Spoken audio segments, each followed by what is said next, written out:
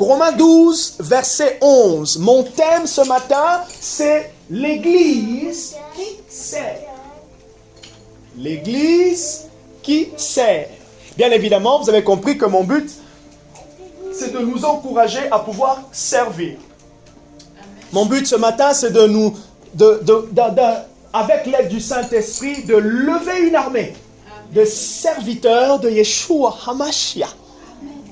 Des serviteurs de Yeshua.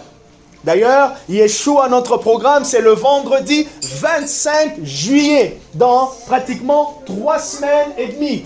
Ou, 3 semaines. Yeshua. Donc, s'il fait chaud, on va le basculer le dimanche matin. Ok? S'il fait chaud. S'il fait chaud, on basculera le dimanche matin, ou soit on va garder le vendredi, on va peut-être remonter un peu, au lieu de commencer à 19h, on va commencer à 20h. Ça marche? Comme ça, on commence un peu à la fin de la chaleur et on va essayer de s'organiser pour rafraîchir notre local. Mais nous sommes en train de prendre encore notre mal en patience parce que nous aurons un local rafraîchi. Amen. Oh, j'aime bien, voilà, je suis content, tu as dit Amen avec motivation. Est-ce que vous avez dit Amen à cause de la chaleur ou à cause que vous avez la foi? Bon, donc c'était qui la première personne? Romains 12, verset 11. Ayez du zèle et non de la paresse. Voilà. Continue. Soyez fervents d'esprit. Continue. Servez le Seigneur. Servez le Seigneur. Ok. Ayez de l'empressement, c'est ma version. Ayez de l'empressement et non de la paresse. Soyez fervents d'esprit. Servez le Seigneur. Dans un seul passage. Alors ma version, c'est la version Louis II, je crois. Dite. Alors la Bible Thompson, version Louis II révisée, dite à la colombe. Ouais, c'est une version où le Saint-Esprit s'est posé et puis voilà. Alors, ayez de l'empressement. Quelle idée ici? Imaginez lorsque vous êtes super en retard. J'imagine les familles. Allez, Rami. Allez. Et vous êtes tellement en retard. Vous voyez cet empressement quand on est en retard. Après, quand on est en avance, on peut aussi avoir une forme d'empressement. Et c'est ce genre d'empressement, comme nous hier, on est parti, on a oublié le lait, on avait déjà fait 15 minutes d'aller. On est revenu, on a fait encore 15 minutes. Et on est reparti dans 45 minutes. Et là, je regardais l'essence, j'ai dit, oh Jésus, bon, la paix du Seigneur, chapalaka. Ayez de l'empressement. Dans un seul passage, il y a 3 conseils. Ayez de l'empressement et non de la paresse. Deuxièmement, soyez fervents d'esprit. Ça veut dire soyez vifs. Soyez vifs. Oh, d'où vient le fait d'être vif? Parce que tu comprends, parce que tu connais, parce que tu reçois, tu es en relation avec Dieu. Là, l'intelligence. Qui a une autre version pour ce texte? Qui a une autre version? Oui? Non? Quelqu'un a une autre version? Moi, j'ai ayez de l'empressement et non de la paresse. Dans les versions un peu plus courantes, c'est ayez du zèle, de l'enthousiasme, de l'envie, la persévérance pas totalement, mais en fait, lui, la persévérance, c'est un peu un accompagnateur. Mais ayez cet empressement, cet enthousiasme, ce désir brûlant, cet ardent désir. Ok? Et puis, soyez fervents, donc servez le Seigneur. Troisième conseil. Nous écoutons Jémuel. Luc 10, 38 à 42. Comme Jésus était en chemin avec ses disciples, il entra dans un village. Et une femme nommée Marthe le reçut dans sa maison. Yes. Elle avait une sœur nommée Marie, qui s'étant assise au pied du Seigneur, écoutait sa parole. Marthe, occupée à diversions domestiques, survint et dit: Seigneur, cela ne te fait-il rien que ma sœur me laisse seul pour servir. Dis-lui donc de m'aider. Le Seigneur lui répondit, Marthe, Marthe, tu t'inquiètes et tu t'agites pour beaucoup de choses. Une seule chose est nécessaire, Marie a choisi la bonne part. Il ne lui sera point ôté. Amen. Est-ce que vous avez saisi les différents aspects de ce texte? Merci. Reprenons ensemble, regardons ensemble ces 5 versets. Pendant qu'ils étaient en route, il entra dans un chemin et une femme du nom de Marthe le reçut dans sa maison. Première chose, il y a 2 noms ici, ou 3 noms, ou je dirais même 4 personnages. Il y a Jésus, il y a Marie, il y a Marthe et il y a les disciples. Donc là, on fait comme si on faisait une petite étude, une petite étude biblique. Ok. Nous accueillons notre cher prophète qui est toujours de passage, mais il est encore là. Que Dieu te bénisse. Pendant qu'ils étaient en chemin, il entra dans un village et une femme du nom de Marthe le reçut dans sa maison. Elle avait une sœur appelée Marie qui s'assit aux pieds du Seigneur et qui écoutait sa parole. Marie avait une sœur qui s'appelait Marthe avait une sœur qui s'appelait Marie. Rappelons-nous, je fais un lien ici, peut-être vous ne l'avez pas vu, ce sont les sœurs de Lazare. C'est bon? Voilà, ok, donc vous comprenez déjà au fait que lorsque vous lisez les évangiles sont interconnectés. Il y a ce qu'on appelle les évangiles synoptiques. Quels sont les évangiles synoptiques? Qui connaît le terme synopsis? Synoptique. Pourquoi on appelle l'évangile synoptique? Hein? Identique. Ok, voilà. On parle de synoptique parce que c'est identique. Donc, on a 3 évangiles synoptiques. Matthieu, Marc, Luc. Pourquoi? Parce que les 3 parlent de la vie d'une même personne. Ok, et on peut retrouver les ressemblances. Des similitudes. Je me rappelle une fois quelqu'un était en train de me dire, oh mais oui, tu sais, votre Bible là, tu vas dans Matthieu, on a dit autre chose, tu vas dans Marc, on a dit autre chose, tu vas dans Luc, et après tu me dis, ça a été inspiré. Au départ, c'était une question vraiment qui m'embêtait. Je me dis, comment je vais répondre? Vous savez, des fois, quand vous êtes attaqué sur la Bible et que vous n'avez pas de réponse, ça peut être déstabilisant. Et c'est plus tard, tout en écoutant des prédications, en comprenant, au fait que j'ai compris que c'était une richesse. Ce n'était pas une erreur. C'était une richesse. Pourquoi? Parce que certains détails que Marc n'a pas donnés, Luc l'a donné, et certains détails que Luc a donné ou Matthieu l'a donné et inversement. Et celui qui est allé vraiment de l'autre côté, c'est Jean. Jean, lui, il a pris une autre direction. Mais maintenant, quand Pierre dit l'écriture est inspirée de Dieu, on comprend en fait que c'est le Saint-Esprit qui a inspiré. Je vais d'entrée de jeu aussi dire qu'il n'y a pas tout dans la Bible. Donc ne soyez pas déstabilisés lorsque quelqu'un vous dit dans ta Bible il n'y a pas tout. Oui, il n'y a pas tout. Dieu ne nous a pas tout dit. Et maintenant, le danger c'est de dire pourquoi il ne nous a pas tout dit. Donc s'il n'a pas tout dit, il nous a caché des choses. Donc ce n'est pas un vrai Dieu. Donc il n'est pas bon. Non. En fait, comment il faut comprendre, c'est que Dieu nous a tout dit, ce qui était nécessaire et suffisant pour notre foi. Donc le Saint-Esprit a jugé bon de nous donner ce qui est suffisant et nécessaire. Voilà pourquoi en théologie, on parle des 4 caractéristiques de l'écriture. Quand on dit l'écriture, c'est la parole, c'est encore une autre appellation de la Bible. Pourquoi on parle de l'écriture? D'ailleurs, quand on parle de l'écriture, qu'est-ce qu'on entend? Qu'est-ce qu'on sous-entend? Dans l'écriture, les Juifs sous-entendaient quoi dans l'écriture? Les Juifs sous-entendaient quoi dans l'écriture? Ils sous-entendaient le rappel des lois, donc on appelle le Tanakh. Ok, non, je ne vais pas aller dans ces termes-là. Est-ce que vous connaissez l'histoire avec Emmaüs, les disciples d'Emmaüs? Lorsqu'ils rencontrent Jésus, ils discutent et après un moment, Jésus leur dit, dans l'écriture, il est question de moi. Donc nous sommes dans Luc 24. Jésus était en train de parler de 3 choses. Il était en train de parler du livre de Moïse, la Torah. Il était en train de parler des psaumes, livre de David. Et il était en train de parler des prophètes.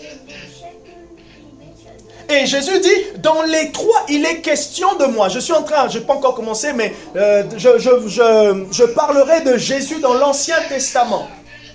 Et vous allez comprendre que c'est tellement riche lorsque vous voyez dans l'Ancien Testament les préfigurations et les types de Jésus, de Christ.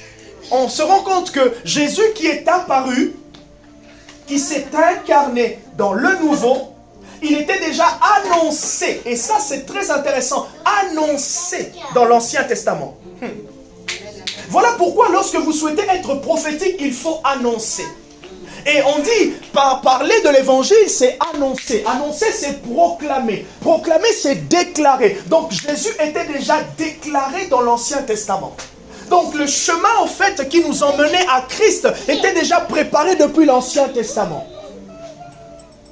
Et donc, je reviens, les synoptiques parlent de la vie de Jésus de manière bien construite et identique. Et Jean, qui n'est pas dans les synoptiques, parle d'autre chose.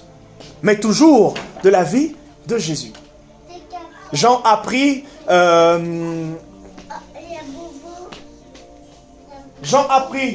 fait, il est parti d'en haut et il nous a emmenés en bas. Les évangiles sont partis d'en bas pour nous emmener en haut. Ils ont parlé de celui qui s'est incarné, mais qui était d'en haut, donc Dieu.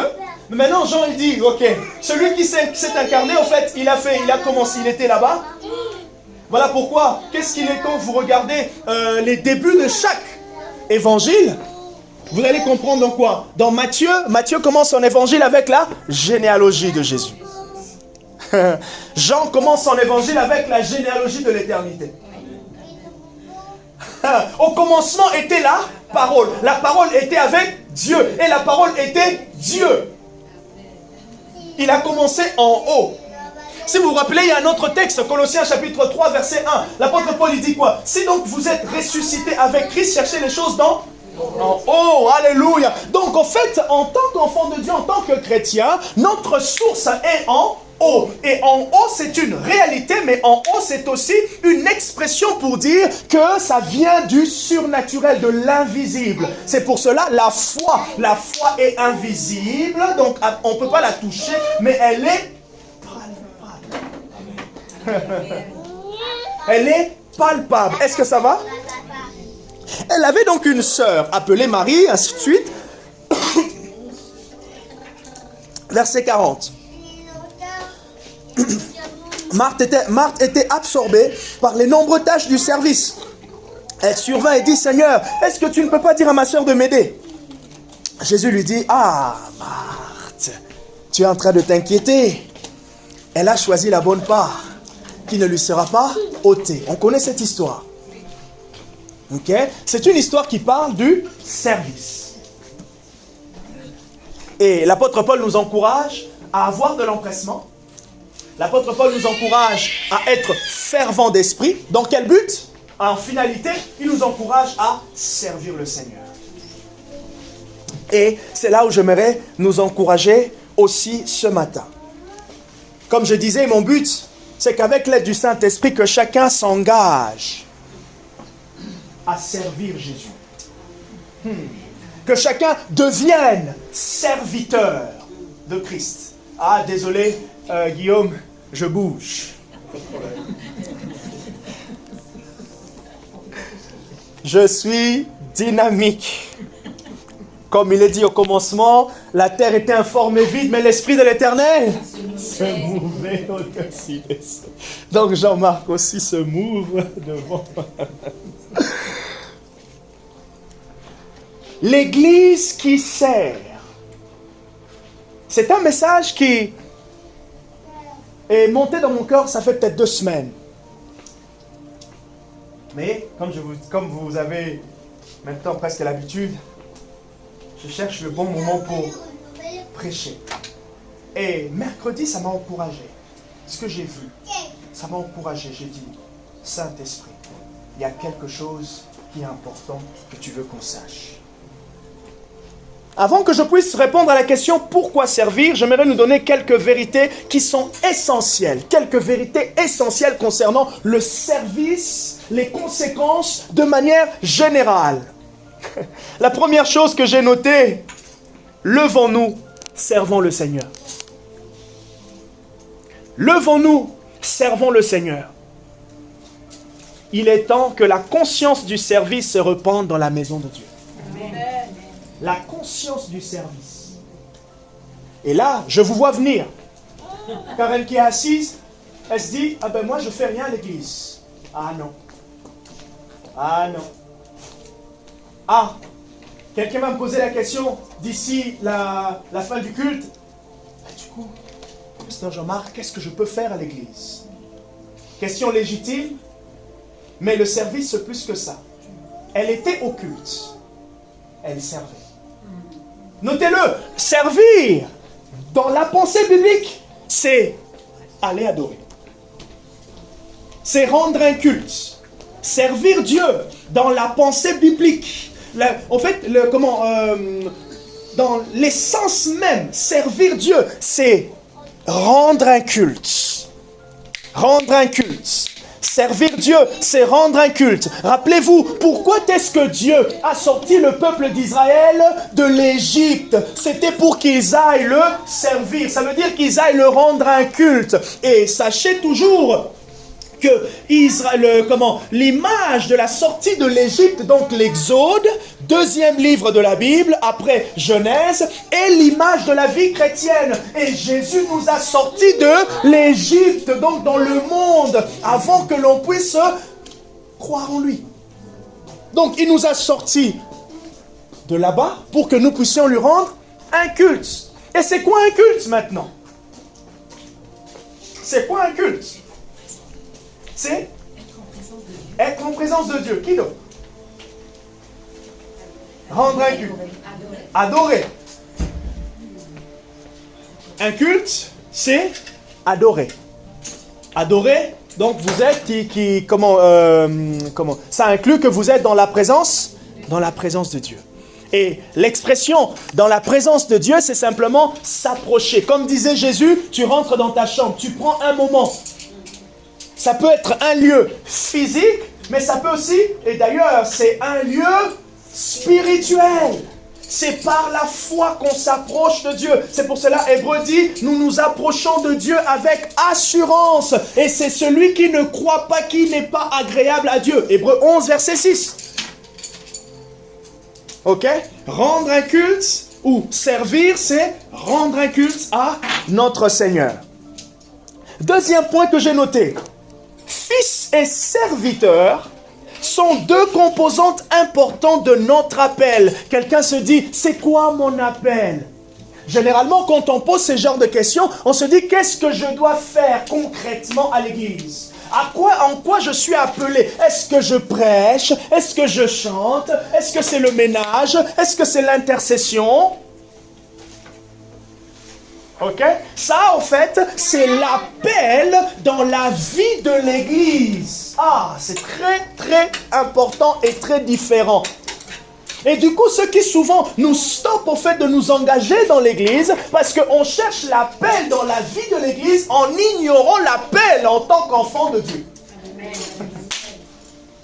Ce qui est riche, c'est l'appel en tant qu'enfant de Dieu. C'est là que ça commence. Tout ce que nous sommes en train de faire ici, quand Clémentia va venir ici, laver, organiser les chaises, ainsi de suite. Moi, ce que je prêche, c'est l'appel de la vie de l'Église. Conduire les réunions de prière, chanter, ça c'est l'appel de la vie de l'Église locale. Mais l'appel de tout enfant de Dieu, c'est rendre un culte. Et si nous tous, on commence là, l'Église sera riche. Amen. Oui.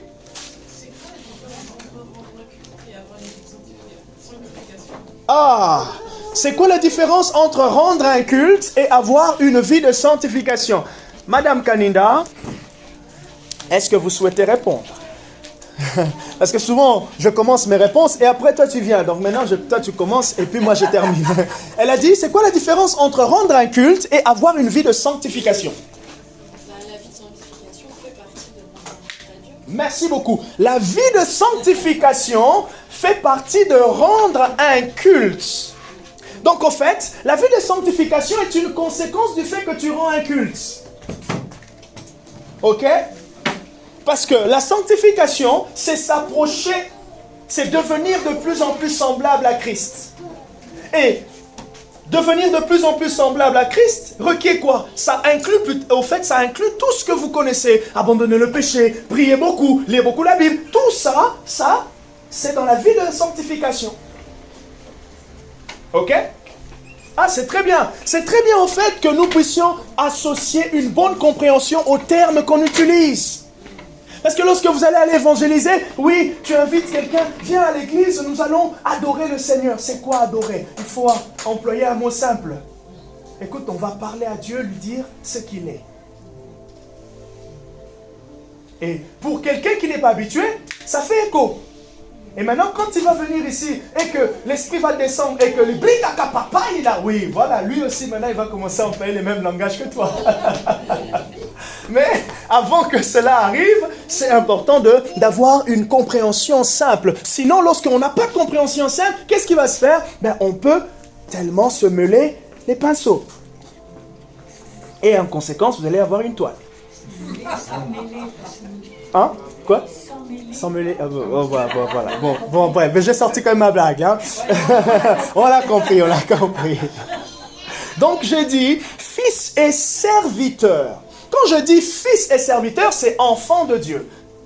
La porte d'entrée, on devient chrétien, en fait, on devient enfant de Dieu. On devient chrétien, ça veut dire on expérimente la nouvelle naissance. Il est devenu enfant de Dieu lorsque ce jour-là, il a eu une lumière. La conscience, il a parlé à Dieu, Dieu l'a répondu, il a dit, ok, c'est bon, là, moi et toi, là, c'est bouclé. Et depuis, la conscience d'une relation. C'est ça la puissance maintenant avec le christianisme, c'est qu'on ne sommes pas en train de proférer un Dieu de manière religieuse. De manière pratique. Non, nous proférons un Dieu dans la dimension de la relation. Quand je vous parle de ma mère, je ne vous parle pas de ma mère comme un boss. Non, je vous parle de ma mère parce que je suis en relation avec ma mère. C'est ça la vie chrétienne. Et lorsqu'on tombe dans la religion, c'est qu'on tombe dans le formalisme. On tombe dans le... Il n'y a plus de sens, il n'y a plus d'essence dans ce qu'on fait. Juste parce qu'on doit le faire. Et d'ailleurs, des fois même, le travail devient ennuyant lorsqu'on n'a plus d'essence, on n'a plus de sens de ce qu'on fait. Parmi des fois, je suis professeur, des fois, on se dit, oh là là, on n'a plus de sens. On perd la motivation. Réforme ici, on voit les élèves, on fait pas ce qu'on doit faire. Vous voyez, il n'y a plus d'essence. Et là, on tombe dans la religion. On va parler en langue. Pourquoi tu parles en langue? Quel est le sens qu'on donne à ce temps de langue? Non, il y a un sens, il y a une puissance derrière. Et pour avoir le sens, il faut amener la conscience. Pour avoir le sens dans ce que vous faites, amenez la conscience. Pour avoir l'essence dans ce que vous faites, posez-vous la question, posez-vous des questions. Essayez de réaliser le moment et l'instant présent. Fils et serviteur. Chacun d'entre nous est enfant de Dieu. N'est-ce pas ce que la Bible nous dit? Et maintenant, nous ne sommes pas simplement enfants de Dieu, mais nous sommes aussi serviteurs de Dieu. Amen. Et ça, c'est puissant. Lorsque vous lisez maintenant l'histoire de Luc, il y a une femme qui était en train de servir, et il y en a une autre qui était en train d'écouter. Oui. Serviteur de Dieu. Mais où on place le sens de disciple? Ah, très bonne question. Merci beaucoup. Où on place le sens de disciple? Est-ce que ça va pour tout le monde? Donc, qui est un disciple? Ah, vous avez déjà Corinne. Mais maintenant, Corinne qui a dit qu'elle est un disciple, je demande à Corinne de nous expliquer. Il ne faut pas répondre aux questions. Non, je rigole. Non, c'est important. Parce que quand le bien avec la prédication qui est interactive, c'est aussi que vous posez des questions par rapport à ce que vous voulez savoir et ça éclaircit et ça crée un lien entre moi et vous. Sinon, je suis là, vous êtes là, il y a l'espace et des fois il n'y a pas de lien. Ok? Donc, c'est quoi un disciple? Il suit les voies d'un maître. Il suit les voies d'un maître. Ah, tu as aidé Corinne, hein? Corinne, ça commence par Corinne. On est chez Jésus. Hein? On suit Jésus. Parce que là, le Seigneur, il a dit dans sa parole, Oui. je vous donne un nouveau commandement. Oui. Le nouveau commandement que je vous donne, c'est d'aimer Dieu de tout votre cœur, Voilà. votre pensée, âme, etc. Oui. Et de vous aimer Les autres, tout à fait. Comme Je- vous-même. Et c'est à ceci qu'on connaîtra que vous êtes mes Que vous êtes mes disciples. C'est quoi mes disciples? Ok? Voilà, pouvoir ressembler à Jésus. Celui qui suivait, dit quoi? Le disciple? Mais il suit un maître. Il suit un maître. Disciple, il suit un maître. Donc il est Un considéré. disciple, c'est un suiveur.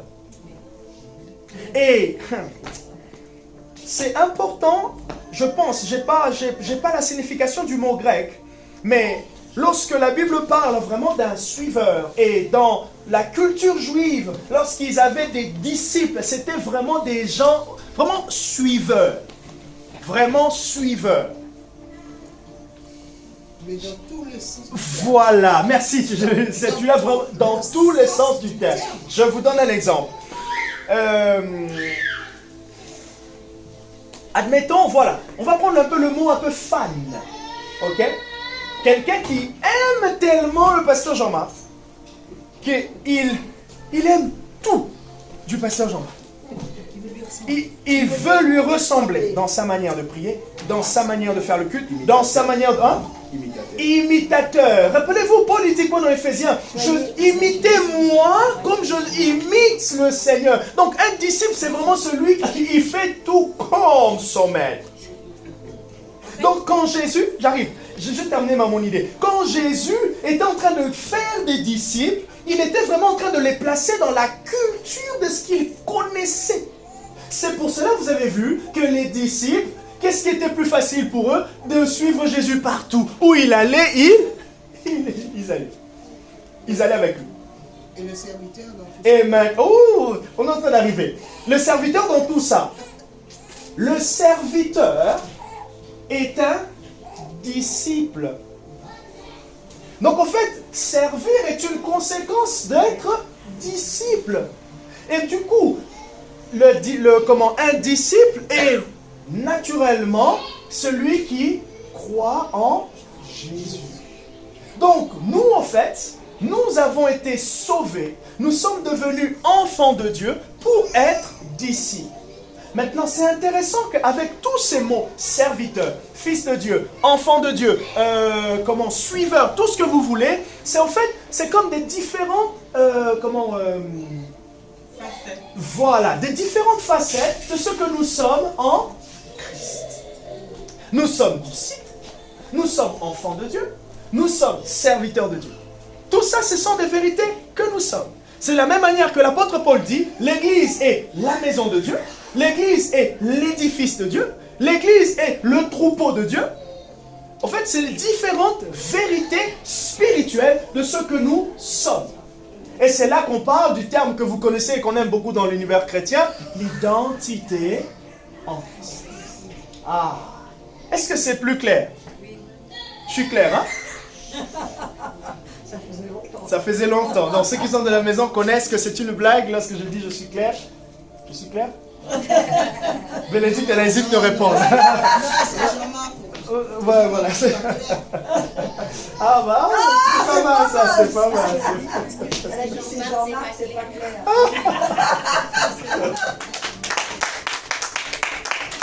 Ça, on ne l'avait pas encore sorti.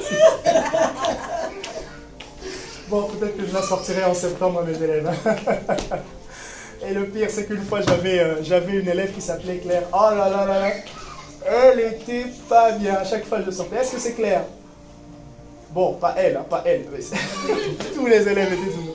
Bon, bref. Donc, vous avez compris que un enfant de Dieu est un disciple.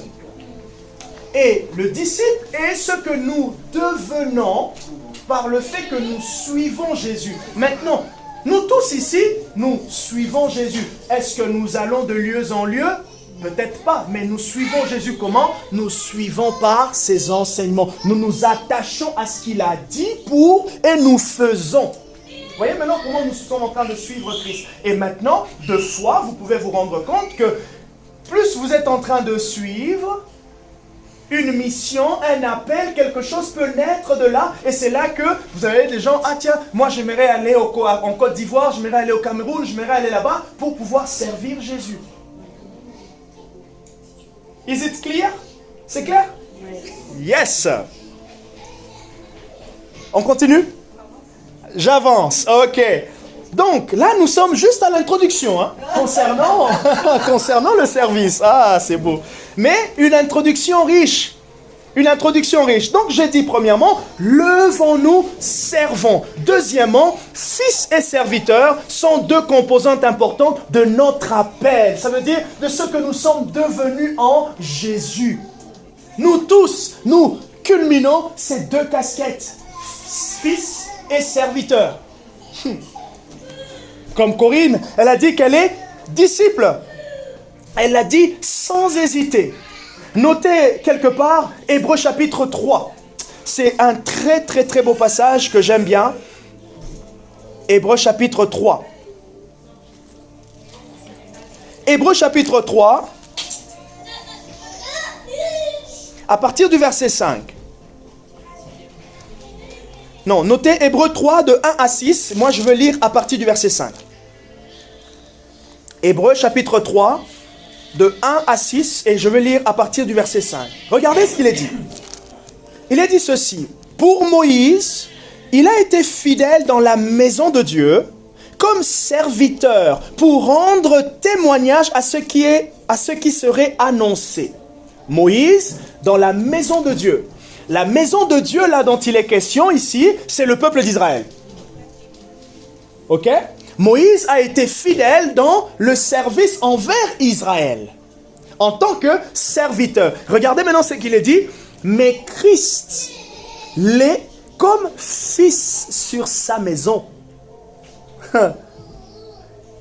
Concernant Israël, Jésus aussi a servi Israël, mais il l'a servi comme fils. Il l'a servi comme fils. Ok? Il dit, nous sommes sa maison. Voyez? Nous sommes sa maison. Si nous retenons fermement jusqu'à la fin l'assurance et l'espérance dont nous nous glorifions. Nous sommes la maison de Dieu. Si nous retenons jusqu'à la fin. Ah, c'est intéressant.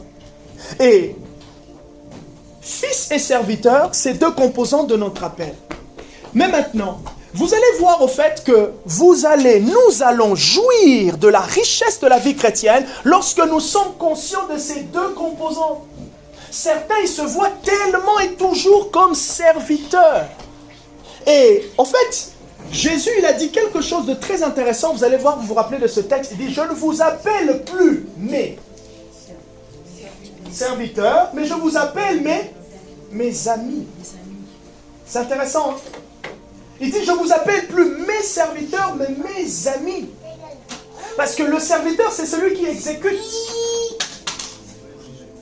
Ok? Le serviteur, c'est celui qui exécute.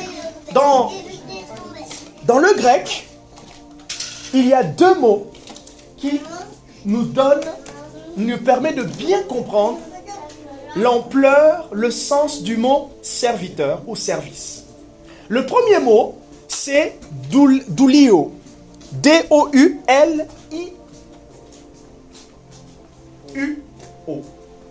Doulio. D-O-U-L-I-U-O.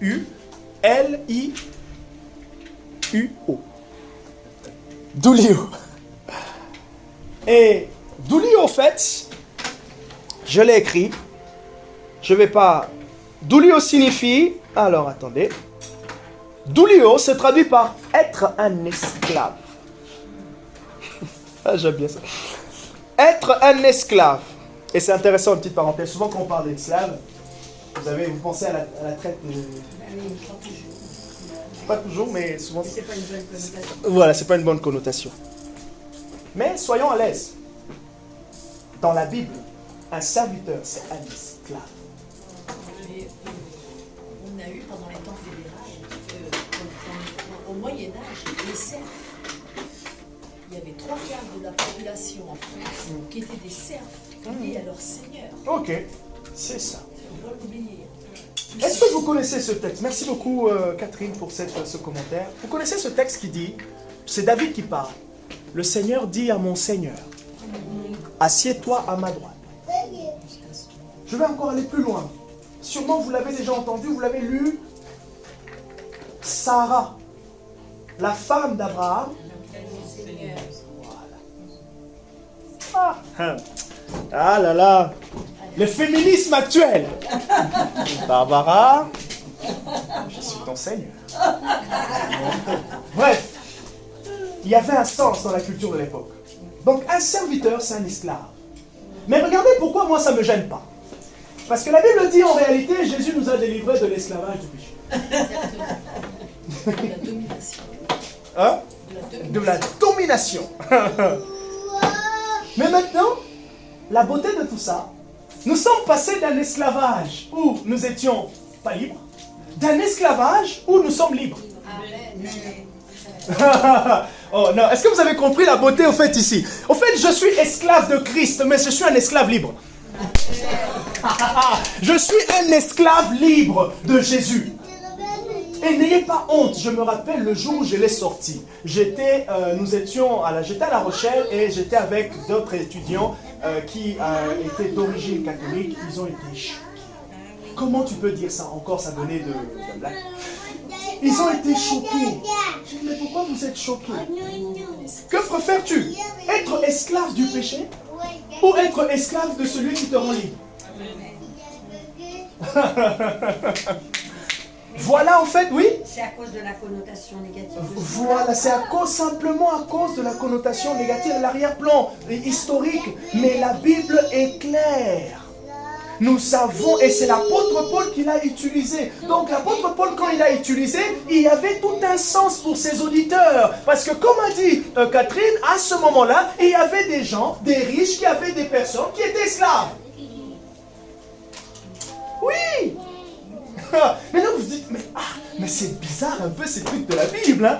Oui, il y a des choses un peu, oui, bizarres, je ne suis pas contre. Mais maintenant, en fait, en lisant la Bible, vous comprenez que pour comprendre la Bible, on comprend aussi le contexte dans lequel la Bible a été écrite. Maintenant, derrière le contexte, on vient enlever, plutôt saisir l'inspiration et la vérité de l'esprit. Est-ce que ça va? Doulio, esclave.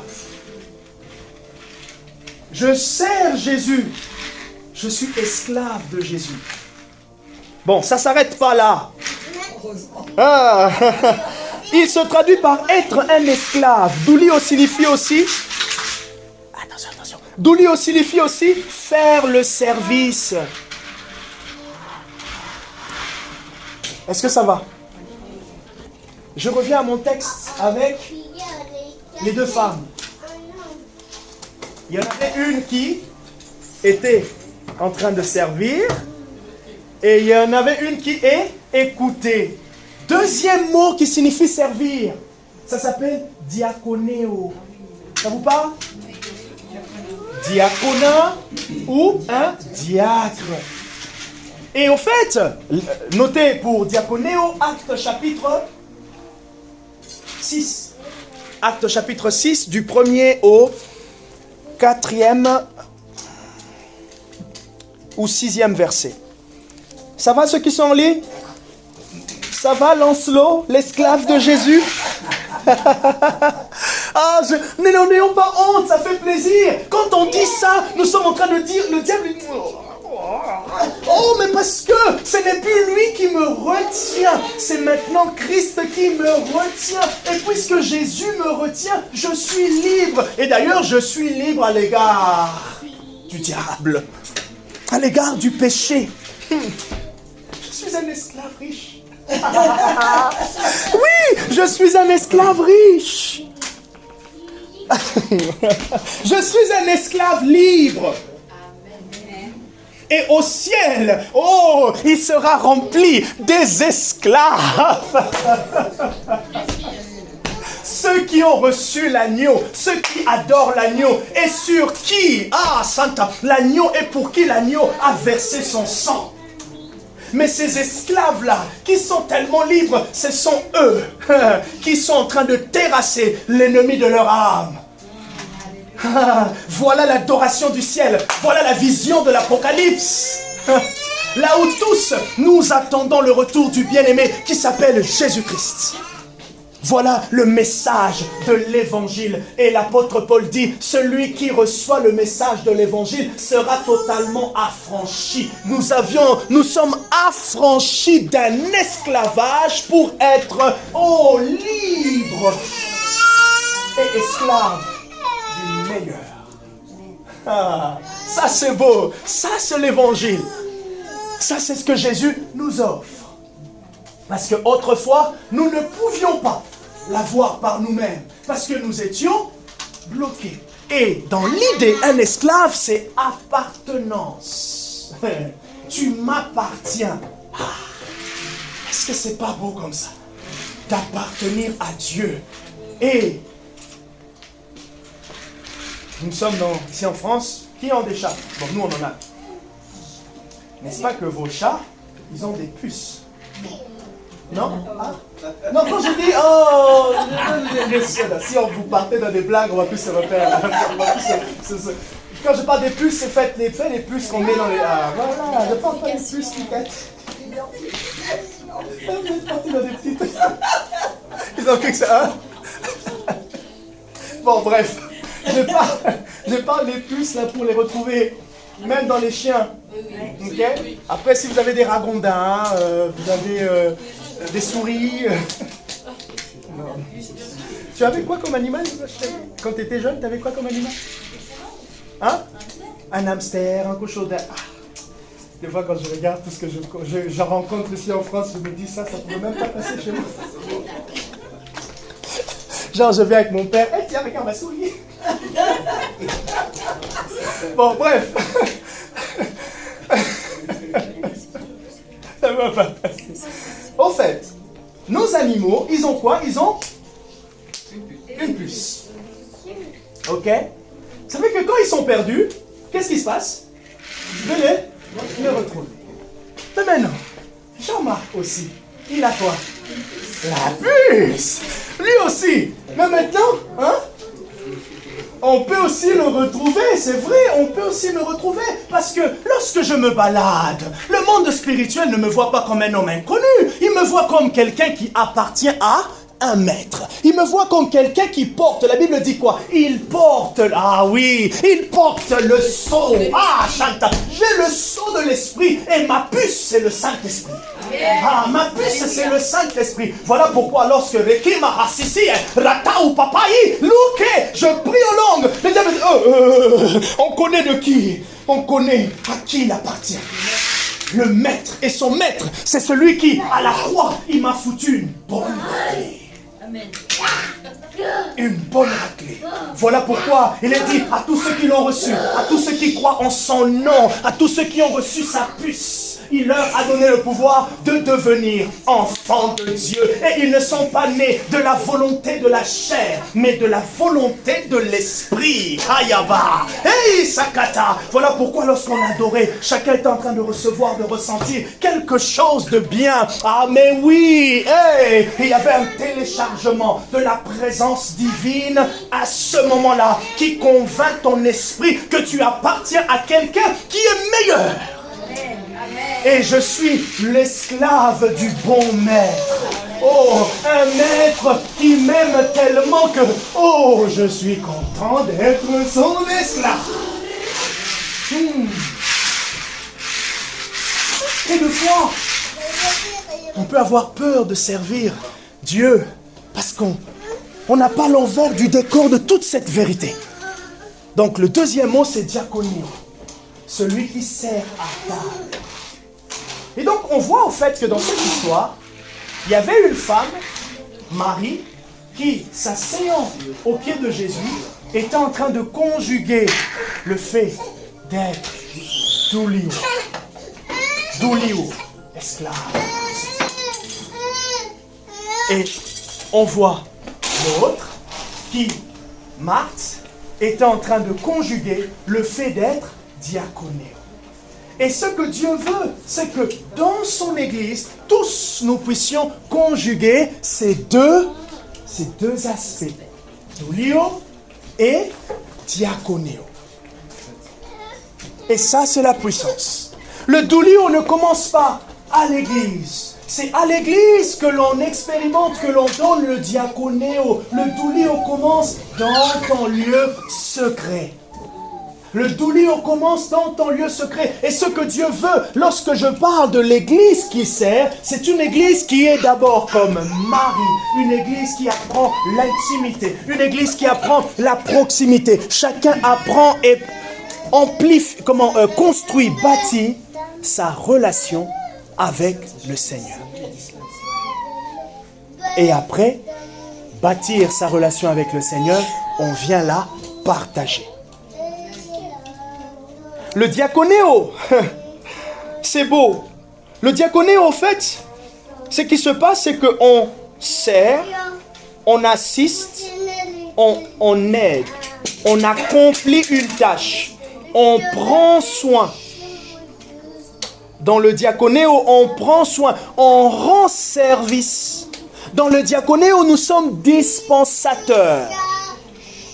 Notez avec moi 1 Pierre chapitre 4, 10 à 11 et 1 Corinthiens chapitre 4, verset 2.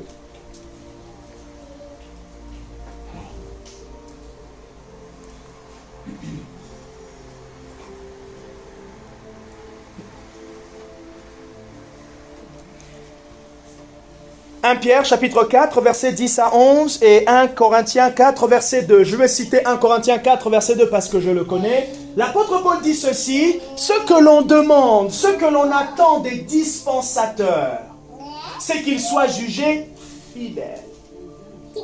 Ce qu'on attend des diaconéos, ce que Dieu attend de l'Église, c'est qu'ils soient jugés fidèles. Et je vais dire, il n'y a que Dieu qui est fidèle. Nous allons apprendre la fidélité. Donc ça veut dire quoi? Dans notre élan, dans notre croissance, dans notre sanctification, nous serons de plus en plus jugés fidèles. Donc ça veut dire, nous serons de plus en plus fiables dans notre tâche. Ok? J'aime bien le mot anglais, fidèle, c'est trustworthy.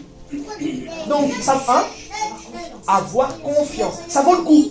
Vous savez, quand vous avez confiance à quelqu'un, en quelqu'un, vous ne réfléchissez même pas. Comme on dit, confiance aveugle. Donc, nous devenons fiables. Nous développons avec l'aide du Saint-Esprit le fait d'être fidèles. Et maintenant, cette fidélité tire sa source sur tout ce que nous sommes en train de vivre dans notre lieu secret. Ces choses auxquelles on renonce, voilà, tout ça. Ok? Marie a dit quelque chose de très intéressant. La puissance de la délivrance, ce n'est pas chasser les démons. La puissance de la délivrance, c'est lorsqu'on renonce pour Jésus. Tu peux chasser, mais si le démon voit qu'il y a quelque chose qui n'a pas renoncé, il y reste. Parce que c'est un droit légal. Pourquoi est-ce qu'on chasse les démons? Parce que nous avons un droit légal. Oh, est-ce que ça va? Pourquoi les malades sont guéris? Parce qu'il y a un droit légal. Jésus a dit, je vous donne l'autorité. Et tout ce qui est légal, on peut l'utiliser à bon escient. Mais maintenant, quand tu hésites et que tu demandes à Dieu de venir t'aider, c'est là qu'il y a un problème. Dieu dit, mais il a déjà reçu. Pourquoi il n'utilise pas ce qu'il a reçu? Est-ce que ça va? Ah, je voulais prendre un exemple. Répétez un petit peu. Hmm? Vous répétiez un petit peu là ce que vous avez dit avant concernant la délivrance. Ah, ok. La puissance de la délivrance, c'est que, je vais encore enrichir. C'est le droit légal.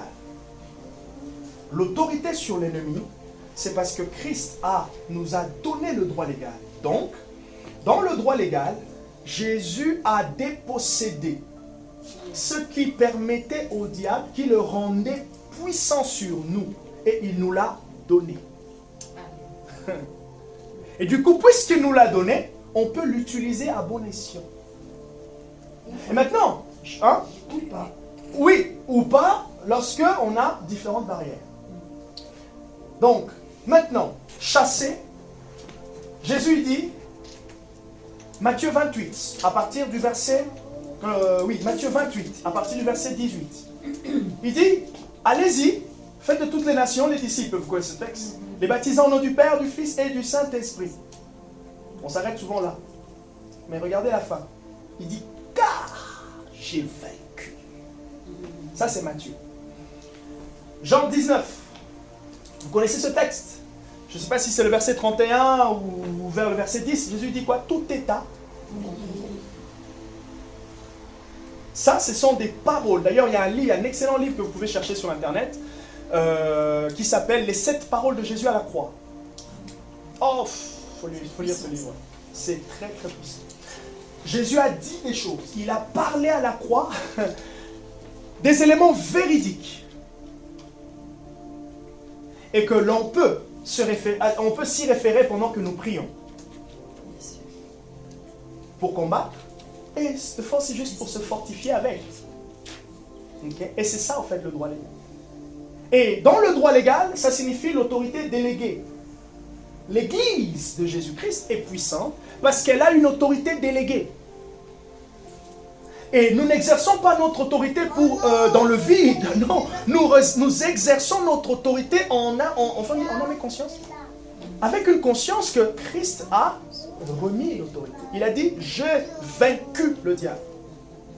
Maintenant, il y a Ambrigolio, je ne sais pas quoi, là, quand celui qui a reçu l'autorité, il ne sait pas l'utiliser, ou soit il doute sur l'autorité, c'est comme si vous êtes stand-by. Rien ne peut se faire. Jusqu'à ce que, comme l'apôtre Paul dit, quand l'enfant quitte l'enfance, il devient mature, c'est là qu'il commence à voir les résultats. Et c'est ce qui s'est passé mercredi. On en parlait hier en réunion de prière. Où ils nous ont dit, nous n'allons pas prier pour vous. C'est les uns pour les autres, vous allez prier. Nous ramener à la conscience que vous avez l'autorité pour prier pour les malades. Vous avez l'autorité de chasser les démons. Et maintenant, dans l'autorité grandit. Notre fils Isaac, il a 10 mois. Il aura 10 ans aussi. Hein? Oui, il y a une grande marge, mais pendant sa croissance, qu'est-ce qui se fait? Tout ce qui est nécessaire à... Oh, ça c'est beau ça. Oh, ça, tout ce qui est nécessaire à sa nature, à la stabilité de sa personne, manifeste. Je répète. Voilà pourquoi lorsque tu grandis, on grandit spirituellement. On commence à vivre certaines choses, on manifeste certaines choses. Pourquoi? Parce que on grandit, et plus on grandit, tout ce qui est nécessaire, tout ce qui peut, parce que tu grandis. Or, la croissance spirituelle, c'est simplement la compréhension et l'action. Compréhension et action de ce que tu as reçu. Et nous sommes plusieurs à comprendre et à ne pas faire. Et voilà pourquoi on reste au même endroit. Et quand on ne fait pas, en fait c'est comme si